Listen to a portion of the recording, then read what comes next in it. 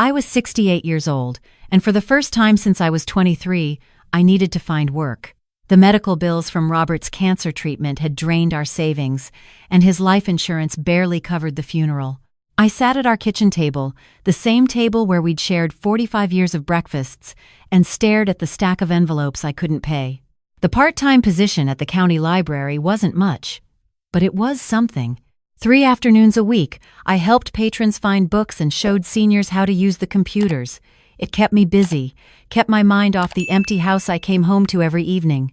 But mostly, it kept the lights on. Robert had been the math teacher, the one who balanced our checkbook and planned our retirement.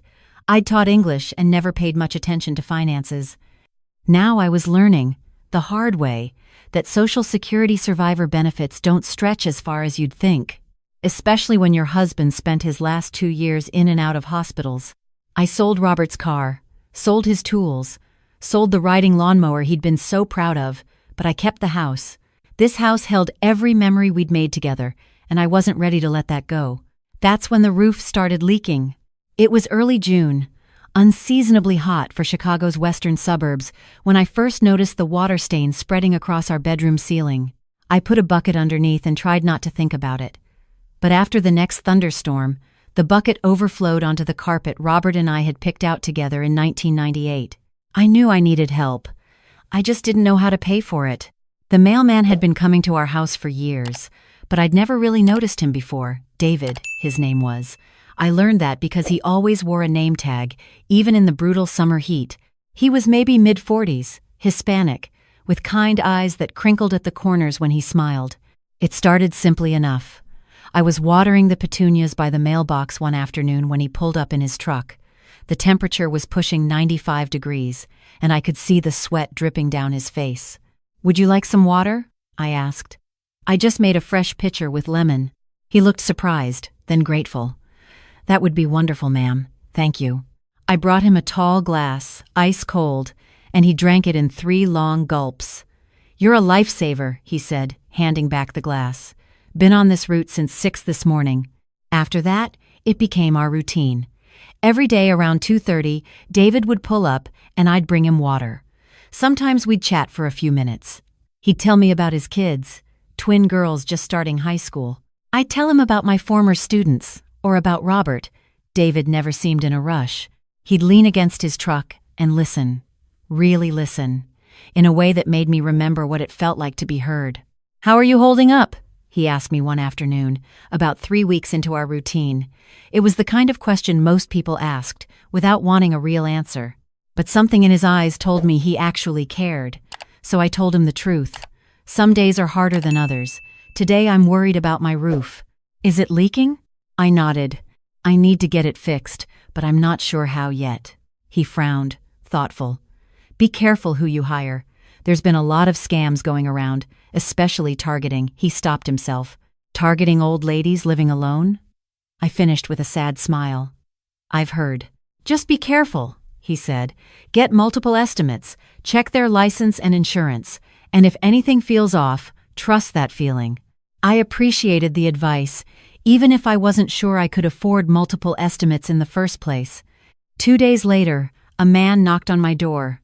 He was tall, maybe 50, with a friendly smile and a polo shirt that said Elite Home Solutions on it. "Ma'am, I was doing some work in your neighborhood and I couldn't help but notice your roof," he said. "I'm Marcus Wellington, and I'd hate to see you end up with serious water damage. Mind if I take a quick look? No charge for the inspection." Something in my chest loosened. Maybe this was the answer to my prayers. "That would be very kind of you." Marcus went up on the roof with a ladder from his truck. He was up there for maybe 10 minutes before he came back down, shaking his head with concern. "I'm not going to sugarcoat it, Mrs. Chen. You've got significant damage up there. Probably from that hailstorm we had in April. If you don't fix it soon, you're looking at rot, mold, maybe even structural damage. Could run you $20,000–$30,000 to fix at that point." My stomach dropped. "How much would it cost to fix now?" "Well, normally a job like this would run about $12,000. But I tell you what, I've got materials left over from another job, and I hate to see a nice lady like yourself get taken advantage of. I could do it for $8,000. Cash price, $7,000. $7,000. It might as well have been 7 million. But what choice did I have? I'd need to think about it, I said, trying to keep my voice steady. Of course. But don't wait too long. Next big storm could cause some real problems. He handed me a business card. Give me a call when you're ready. I can start as early as next week. After he left, I sat on my couch and cried. I couldn't afford $7,000. But I couldn't afford not to fix the roof either. The next afternoon, when David pulled up with the mail, I must have looked upset because he immediately asked what was wrong. I told him about Marcus and the roof estimate. I watched David's expression change as I talked, his eyebrows pulling together in a way that made him look almost angry. Did you get his license number? He asked. It's on his card. Can I see it? I went inside and got the card. David studied it, then pulled out his phone and started typing. His frown deepened. Mrs. Chen, I don't want to alarm you, but I don't think this is legitimate. What do you mean? This license number doesn't exist in the state contractor database. And this address, he showed me his phone screen, is a UPS store. I felt cold despite the heat. But he was so professional. He had a truck with a company logo and everything. That's how they work, David said quietly. Look, I know this isn't really my business, but can I ask you to do something? Don't hire him yet. Let me check a few things first. I know a guy went to high school with him who's a legitimate contractor. Let me at least get you a second opinion before you make any decisions. I wanted to be offended that he was inserting himself into my business, but mostly, I felt relieved that someone cared enough to try to help. Okay, I said. Thank you. Don't thank me yet, he said, but he was smiling a little. Over the next few days, David started paying closer attention to my street. He didn't tell me this directly, but I noticed he was taking longer on my block, sometimes parking his truck and organizing mail that I was pretty sure was already organized. 3 days after Marcus's visit, I was in my backyard pulling weeds when I heard voices from the front. I walked around the side of the house and saw David talking to someone in a white pickup truck. As I got closer, I realized it was Marcus. Just saying, I've seen your truck on 3 different streets in this neighborhood in the past week, David was saying. His voice was calm but firm. Always seems to be right after I deliver mail to elderly residents living alone. I'm doing inspections, Marcus said defensively. People need to know about roof damage. Uh-huh. And you just happen to notice damage on houses where older people live by themselves? That's quite a coincidence. Marcus's friendly demeanor had vanished. I don't know what you're implying, but I run a legitimate business. Then you won't mind if I verify that license number with the state, right? Marcus glared at David, then at me. You know what? I don't need this hassle. There's plenty of other customers who appreciate good work. He got in his truck and drove away, tires squealing slightly. I stood there stunned. David walked over to me, and I could see he was shaking slightly. I'm sorry if I overstepped, he said. But I've been delivering mail on this route for 16 years. I know who lives where, and I've noticed that guy hitting houses where I know people are vulnerable. Your house, Mrs. Anderson, 3 streets over, the Kowalskis on Maple. All of them are older folks living alone. You think he was going to scam me? I think he was going to take your money and do shoddy work, if he did any work at all. And I think you wouldn't have been the first. He pulled out his phone. I took a picture of his license plate. I'm going to report it to the police non-emergency line, just in case. My hands were shaking now, too. I almost gave him $7,000, but you didn't. And you're not going to. I still need my roof fixed, though. I know. That friend I mentioned? His name's Tom Reeves. He's been doing roofing for 20 years. I gave him your address, and he's going to stop by tomorrow evening if that's okay. He'll give you a real estimate, and he won't pressure you. I didn't know what to say. This man, this mailman I barely knew, was protecting me like I was his own mother. Why are you doing this? I asked. David was quiet for a moment. When he spoke, his voice was softer than I'd ever heard it. My mom got scammed 5 years ago. Guy said he was from the IRS, told her she owed back taxes and would go to jail if she didn't pay immediately. She sent him $8,000 in gift cards before my sister found out and stopped it. We got the money back eventually, but Mom was never the same. She died 2 years ago, and I think part of it was the shame. She felt so stupid for falling for it. I'm sorry, I whispered. She wasn't stupid. These people are professionals at what they do. They know exactly how to prey on fear and trust. He met my eyes. I couldn't help my mom. But I can help you. Tom Reeves came by the next evening, just as David had promised. He was younger than Marcus, maybe late 30s, with a clipboard and a thorough, methodical way of inspecting things. He went up on the roof, took pictures, came down and showed me everything on his iPad. "You do have some damage," he said, "but it's not as catastrophic as someone might have told you. You need some shingles replaced, maybe 100 square feet worth, and there's a flashing issue around your chimney. But your roof's only 12 years old. It's got life left in it. I can fix what needs fixing for about $2,500. I felt like I could breathe again. When could you start? Next Tuesday work for you? It did. I tried to pay David for his help, but he absolutely refused. Just keep that water coming, he said, and maybe tell your neighbors to be careful.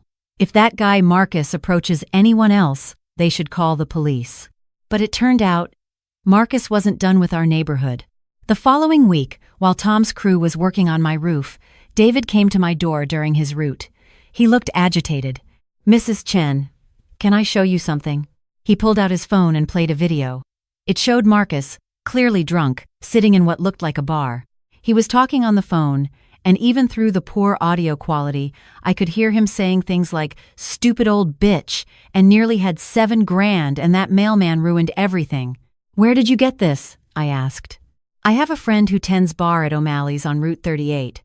I showed him Marcus's picture and asked him to let me know if he came in. He came in yesterday, got pretty drunk, and started running his mouth. My friend recorded it. David's jaw was tight. Mrs.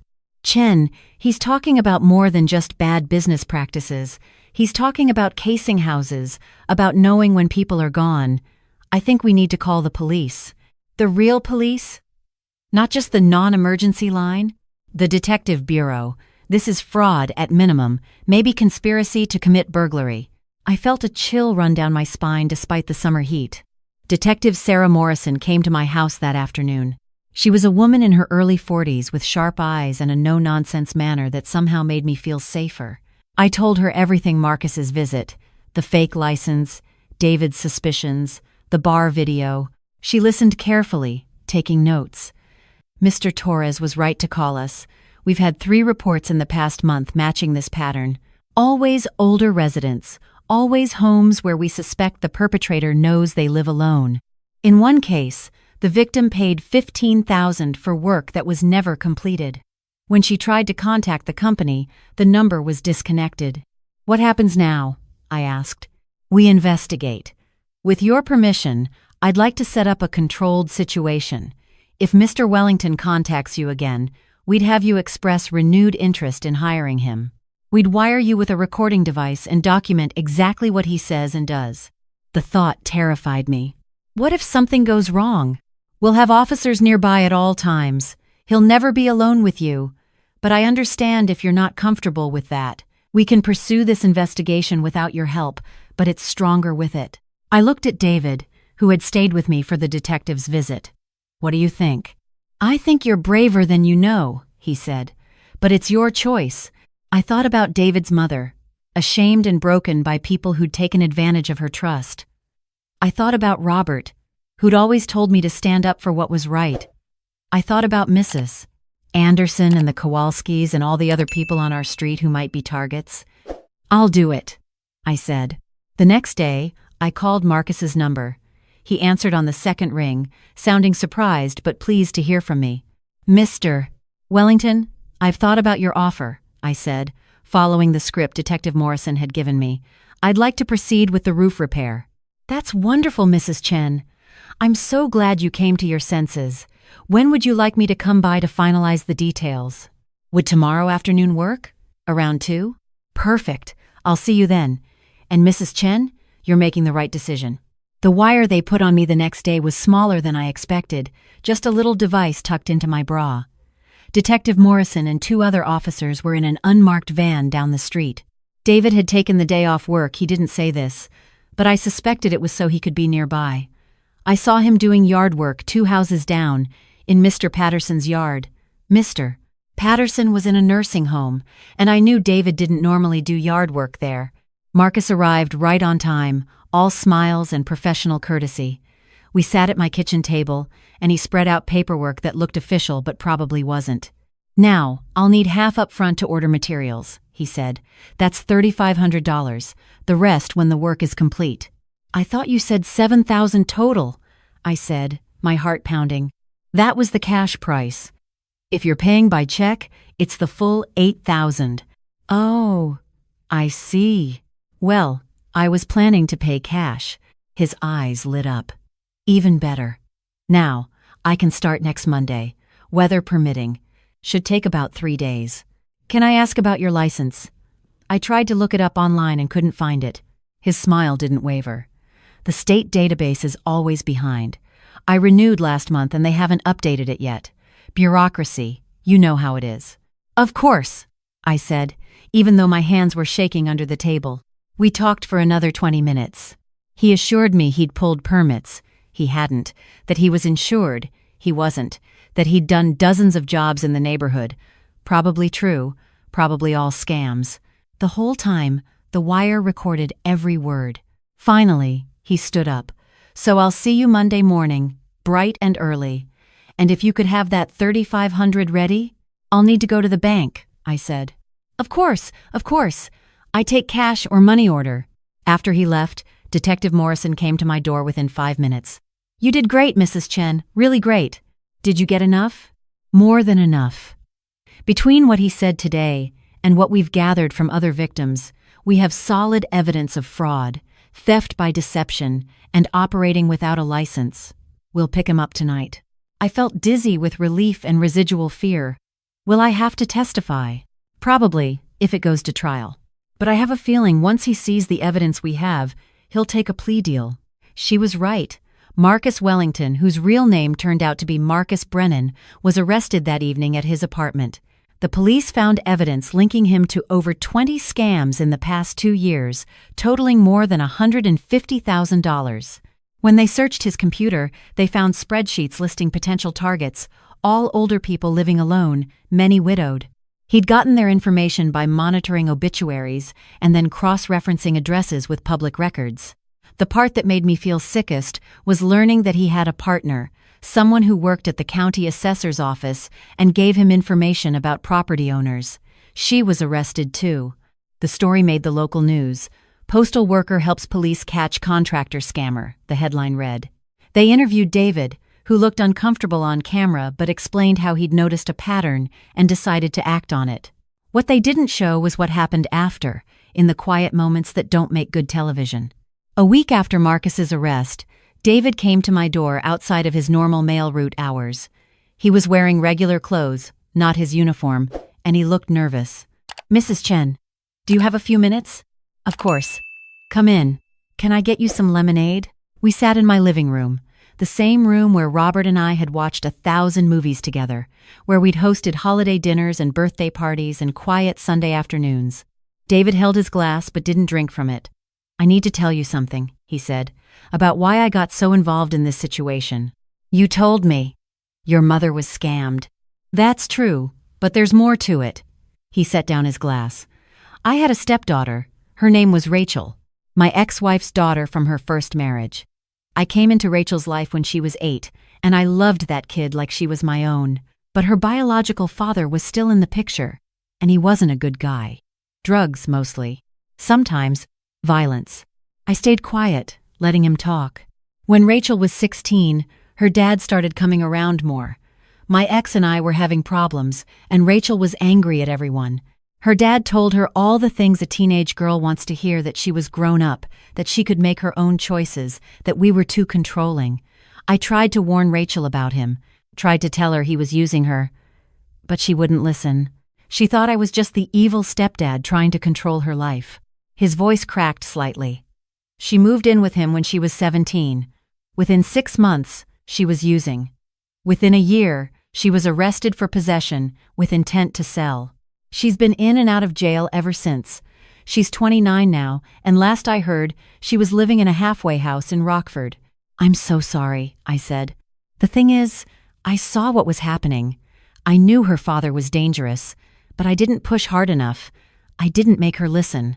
I told myself she was old enough to make her own choices, that I had to respect her autonomy. But really, I think I was just afraid of losing what little relationship we had left, so I let it happen. He finally looked at me. When I saw that guy targeting you, targeting people in my neighborhood, people I see every day, people who trust me because I'm their mailman, I couldn't just look the other way. Not again. I couldn't save Rachel, but maybe I could help save you. I reached over and took his hand. David, what happened to Rachel wasn't your fault. My head knows that. My heart's still working on it. We sat there for a moment in comfortable silence. Then I said, you know what I've learned in the past few months? We can't save everyone. Sometimes we can't even save the people we love most. But that doesn't mean we stop trying. That doesn't mean we stop caring. He squeezed my hand. You sound like a teacher. I was a good one too, I said, smiling. Over the following weeks, something shifted. David didn't just bring my mail anymore. He started stopping by on Saturdays to help with yard work. His daughters, Maria and Sophia, came with him sometimes. They were lovely girls, polite and curious, and they asked me questions about books and teaching that reminded me of my own students. I learned that David's ex-wife had remarried and moved to Arizona, that he had full custody of the girls, raised them mostly on his own, that he coached their soccer team and made them dinner every night and worried constantly about doing it right. You're doing great, I told him one Saturday while the girls were pulling weeds in my flower bed. They're wonderful kids. They're better than I deserve, he said. No, I said firmly. They're exactly what you deserve. And so is knowing that you're a good father. In August, Tom finished the roof repair. It cost exactly what he'd quoted, not a penny more. My bedroom ceiling no longer leaked. The house felt secure again. In September, David and the girls started having dinner at my house every Sunday. I'd cook pot, roast, or chicken, or sometimes just spaghetti, and we'd sit at Robert's table and talk about their week. Maria was struggling with geometry, so I helped her with homework. Sophia wanted to be a veterinarian, so I found her books about animal medicine from the library. David would always try to pay me or bring groceries, but I refused. You saved me from losing $7,000, I reminded him. The least I can do is feed you lasagna. In October, the trial happened. Marcus Brennan pled guilty to 17 counts of fraud and theft. He got 8 years in prison. His accomplice at the assessor's office got 3. Detective Morrison told me that my testimony and the recorded conversation had been crucial to the case. You helped put away a predator, she said. You should be proud. I was proud. But more than that, I was grateful. One Sunday in November, after dinner, the girls were washing dishes and David was helping me wrap up leftovers. I've been thinking, he said carefully. Thanksgiving is coming up. The girls and I usually just do something simple, maybe order Chinese food. But I was wondering, would you want to do Thanksgiving together? Nothing fancy, just the 4 of us? I felt tears prick my eyes. I would love that. The girls want to invite you to Maria's soccer game next week too. If you're interested, I'll be there. That night, after they left, I sat in my living room and thought about the year I'd had. I'd lost my husband. I'd struggled financially. I'd nearly been scammed.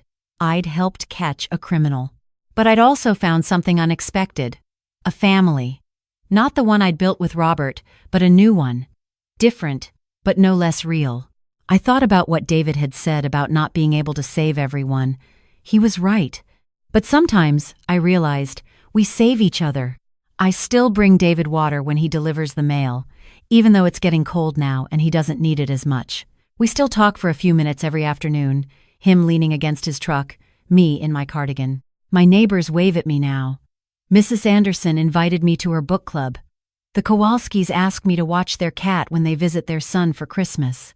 Word got around about what happened, about the scam that almost worked, about the mailman who noticed. People are more careful now, more aware. They check license numbers and ask for references and trust their instincts when something feels wrong. And every Sunday, my house fills with laughter and the smell of home cooking and the sounds of teenage girls arguing over whose turn it is to pick the movie. Robert would have loved Maria and Sophia. He would have liked David too, I think. Would have appreciated a man who pays attention, who cares about his community, who shows up even when it's not his job. I'm 68 years old, living on a tight budget in a house that's too big for one person. Some days are still hard. I still miss Robert with an ache that doesn't fade. But I'm not alone anymore. And neither is David. Neither are his girls. We found each other in the ordinary rhythm of daily life, a glass of water, a friendly word, paying attention to the people around us. It wasn't dramatic or extraordinary. It was just kindness, offered and received and returned. And sometimes, I've learned, that's enough to save a life, maybe even two.